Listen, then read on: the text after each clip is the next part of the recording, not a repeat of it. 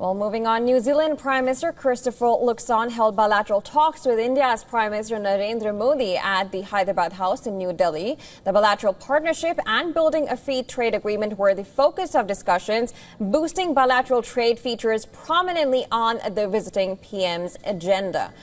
The meet comes in the backdrop of India's Minister for Commerce and Industry Piyush Goyal and his New Zealand counterpart Todd McClay announcing negotiations on a free trade agreement.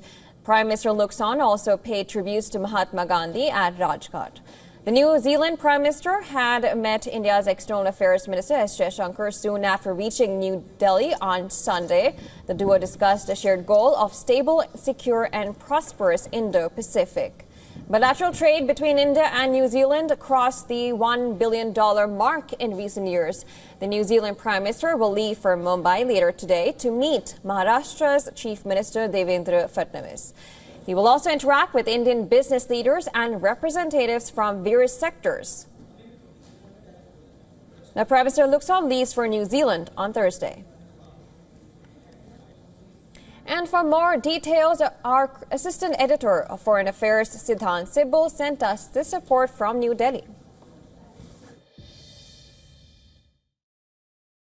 I'm standing just outside the Hyderabad House where the Indian Prime Minister Narendra Modi and the New Zealand Prime Minister are holding conversations.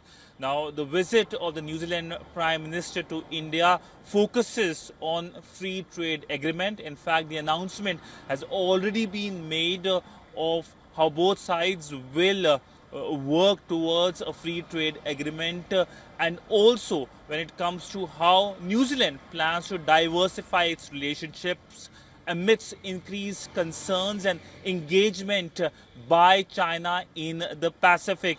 We recently know that the Cook Island had signed a pact with China, and that raised alarm bells in Wellington. Now, essentially, we know that one of the key pillars of the relationship is diaspora, but other than that, it is also the Indians going to New Zealand for education. And this visit, which will not only focus conversations here in Delhi, but also in Mumbai, where focus will be to woo the investors, will firm up the relationship between India and New Zealand amidst the geopolitics, which is changing very fast in the Indo-Pacific. With video journalist Ajit Siddhant Sibal for WION in New Delhi.